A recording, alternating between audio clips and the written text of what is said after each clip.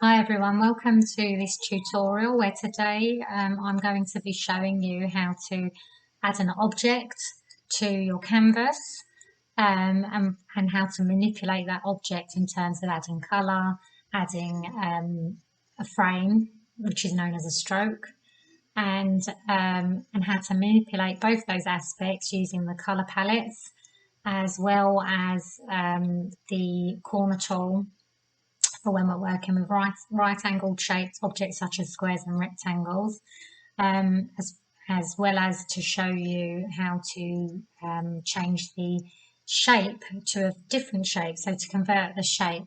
So we've basically started in the home screen for InDesign. So from here, you need to create a new document. Let's get straight into it. File, new document. It doesn't matter which document we choose right now because this is purely for demonstrational purposes, showing you how to add an object to the page and how to manipulate it. We're not thinking further down the line whether or not this is for digital or for print purposes. We'll get into all of that in the other tutorials, as you will learn if you are using them as part of the membership service. So let's just choose any old default will do, as long as we have a blank canvas. Create item. So it automatically brings us into the workspace with the canvas, with the file open on the canvas. So we now have, this is an A4 page size that I've chosen. So it's quite big really. So you could use this for print purposes if you wanted to, but we're not going to get into that. What I want to show you is this tool, this panel on the left hand side. This is your tool panel. So along this panel, you have various tools that you can choose to work with for when you're creating your page layout for your document. So we have two shape tools on here. The shape tool that we want to work with is this one. As you can see from the icon that's presented, it's now saying rectangle tool. That's because the rectangle option is what's showing. The one above it is for adding images to. So the X through it means that you can add an image to that object shape. So if you right click on the one below, you'll see it presents you with 3 different shapes that you can choose from here. However, there are more, which I will be demonstrating to you. Let's start with a rectangle. All we do is click the rectangle. So now the option is actually selected. We can see that we can drag it out on our page. So we left click on the mouse and we drag out the shape, and it will either create a rectangle or square depending on the shape or the position that you drag it out to. You can't select the object once you've dragged it out. You have to select the object using the selection tool in order to manipulate it, which you will find up here. First icon on the very top of the panel is the selection tool. So let's left click that. Now you can select it, your object, and you can move it around the page by selecting it with the left key on your mouse, and just drop that in place. Now that it's already selected, what you will also see is that here on the top panel is that we have a number of other options. So this changes when you select various tools. You'll see that the top panel is changing, and that is changing because the top panel is the manipulation options available for the tool that you're working with. So that's what they are. So when we click our object, select our object, you'll see that the top bar has changed to suit the tool that we're working with. So just to give you a quick overview of when we're working with the object tool, we have an X and a Y axis measurement here. You can see there are rulers across the top and side of the page. You can hide these, but right now they're useful to show you for this purpose. We also have a width and a height measurement displayed, and this is for the size of your object. So even though you've dragged your object out, when it's selected, you can manually change the width and the height of the object here. So let's just say we want a square. So we're going to do 150, manually typing in width, 150, manually typing in height, and you can see that this shape has changed to square shape, which is what we wanted. We can also change the position manually on the page if we know exactly where we would like it to go. You can see the measurements right now 20.5 by coordinates even 38. So what this does is when you change the x-axis, let's change it to 25 just to show you how it moves. And it's moved in across the page. So the X is on the horizontal axis and then the Y axis will be on the vertical.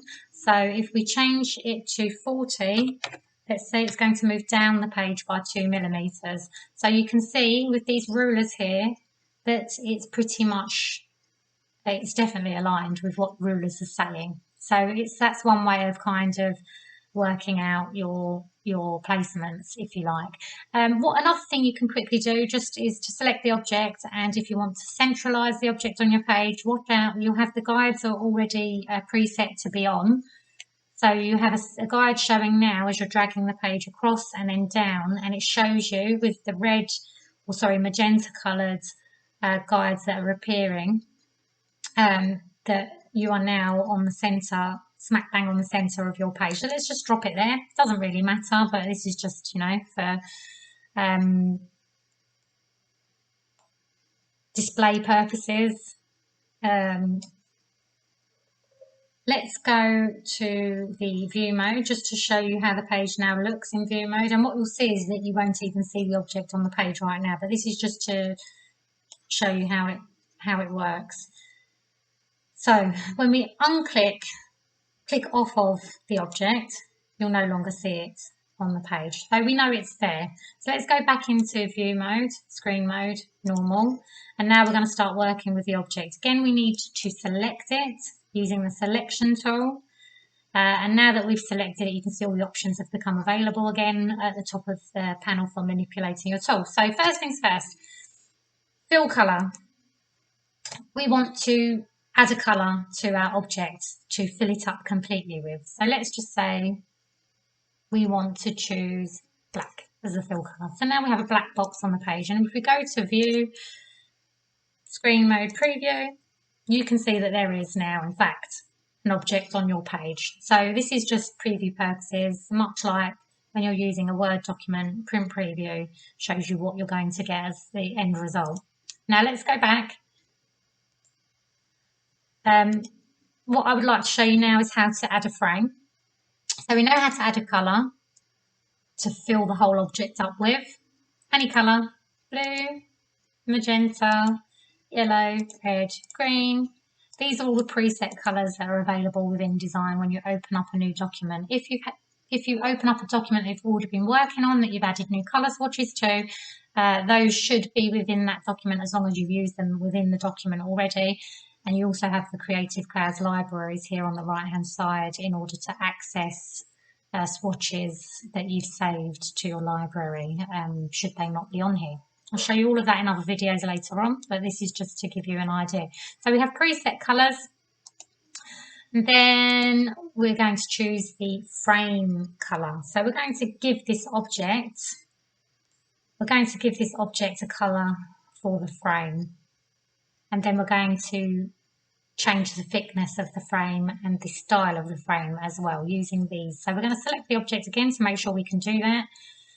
So the box immediately under the fill colour option is the stroke option. This is the frame option, the option to provide a frame for your object. So I've just added a black frame for now. You can't see it really because it's a very small frame at the moment. It's only 1 point weight. So let's just increase the weight by clicking up. And now you can see that it's more obvious that there is a frame on here. Let's go to say 15 points. A nice thick look. Again, what you might want to do is change the colour just to show you the different options. We can have a paper colour. Obviously the paper background is still that of paper, and therefore you will not see the frame now. But it will, however, make your object appear to be a bit smaller because the frame imposes upon the fill colour. Let's change the colour, black, blue, show you all the options: pink, magenta even, yellow, red, green. And these are all CMYK colours, which means we're designing for print basically right now. So if you're presented with RGB here and you actually intend on designing for print, you know you've set up the document for digital purposes as opposed to print. So you would want to make sure that these are fit for purpose if you are for whichever purpose you're designing for. So right now, just to show you, that's how they're presented. So again, now we've got the same colour. I'm going to go back to black. I'm going to show you here now, you can actually change the style of your stroke, your frame. So you have a number of different options available. We'll do a few just for now on this, and then we're going to change the shape to show you the various shapes that you can attain through InDesign presets. So we have a thick frame on here now, thick thin stroke. I'm going to go into the view preview mode to give you a better idea of how it will actually look.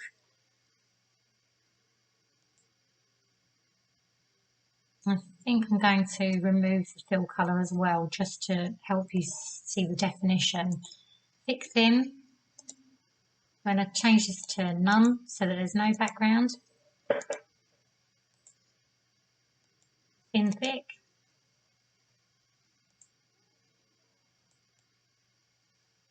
Oh, I have to select the object, remembering to select the object.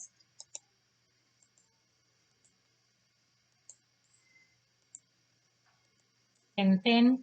Okay, so we're going to just stop here because while we're working with the square, I also want to show you that the right-hand angled objects, you can change the corner shapes available. So here at the top panel, we have, for this object, now selected, we have a variety of corner options to choose from. So we currently have none selected, so it's just as it would come normally. Fancy. And obviously the thicker that your stroke line is, the more variance there is to the type of effect you're getting with your frame stroke. Okay, so let's go back down. Obviously we want to see it quite clearly for now. Fancy, bevel, inset, rounded, inverse rounded, inset, and just rounded. Okay, so we're going to go back to none. I'm going to show you now how to change the, I'm just going to fill it first with a colour to help understand how things work with appearance. Right now we're going to use the select tool to select the object. We're going to change the shape of the object. So previously, if you remember, we were presented with 3 options. However, if you go to the object menu up here, click it down to the very bottom, convert shape. You have a range of different shapes that you can choose. Obviously we already created it as a rectangle. So you know what that looks like, and now we've changed it to square, just using the height and the width measurements manually, changing them at the top or dragging them out via the bars on the frame. So let's go rounded rectangle. So as you can see here now, this is the default option for rounded rectangle, and it has automatically changed the corner option here. Object, let's change it again. Beveled rectangle. As you can see, it's changed here again. Object, convert shape, inverse rounded rectangle, convert shape again.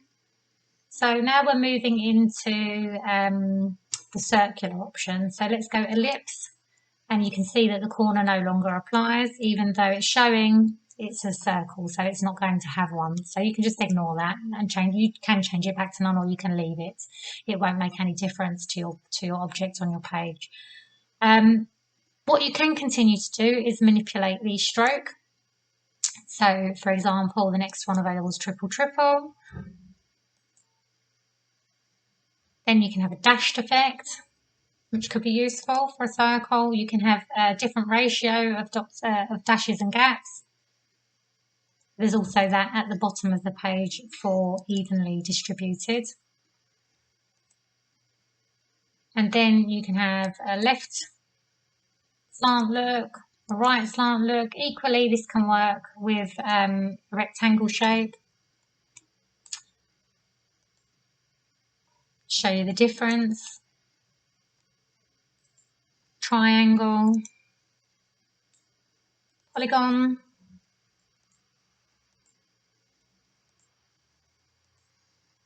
Now with the wave option, the waves become bigger with the point size becoming bigger. So I'm just going to show you this to demonstrate. So increasing the point size, so effectively the wave becomes bigger. Bring it back down. And then with the next shape, line. So we're going to basically lose the shape and have a line now. And it's going to be a wavy line because that's the type of stroke that we've got selected here. Obviously the fill no longer matters because there's nothing to fill. So you can again leave that as it is, or you can just remove the fill altogether, none, fill colour. Let's select the object again, just to show you how the line can be manipulated as a stroke using the stroke option.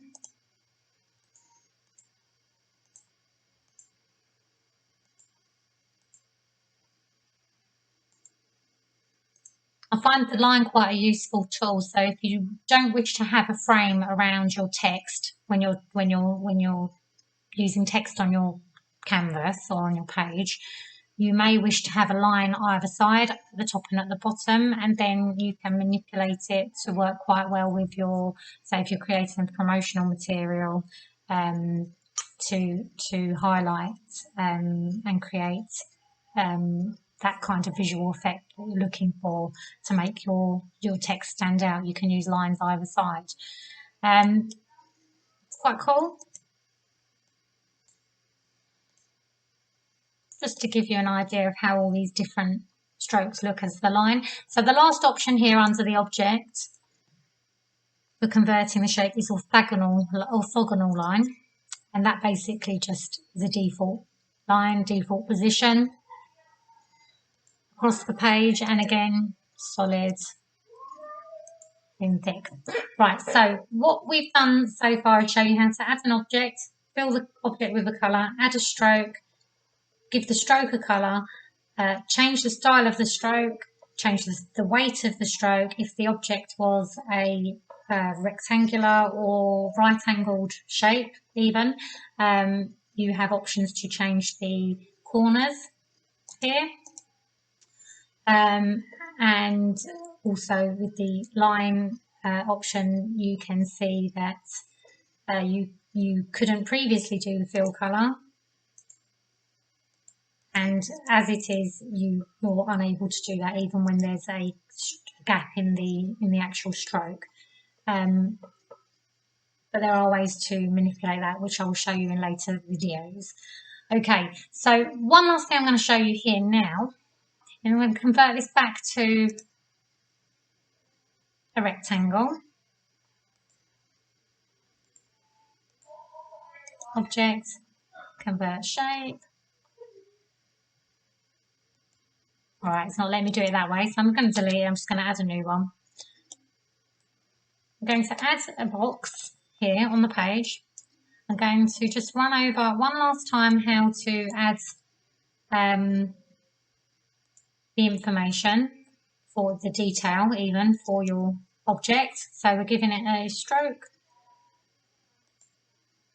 Let's do thick thin. Let's increase the stroke size. Now let's add another box. So I'm going outside of the page. I'm just going to fill this with a colour, blue. Okay, blue will do. So you can no longer see our box, and that's because I've placed this object on the page last. So what we need to do is put this object, we want to bring the other object to the front of the page. So objects that we've got selected, remember always ensuring that your object that you're working with is selected with the selection tool. You can see that it is here. And we're going to move this to the back of the page. So we go Object, Arrange, Send to Back. And now you can see that the object that was on there first is now visible on the page. And what you may want to do is change the fill colour now of your object so that it's not the same as your page background to paper. Obviously, if it's none, it's going to show through, and if it's no longer going to be white paper, and then you can choose to manipulate it further, or you can then work with a different tool and add text, for example, which we will go into in the next video. Okay, all right, thanks for watching. I hope this has been helpful and thorough, and look forward to seeing you in the next video to show you how to work with another tool.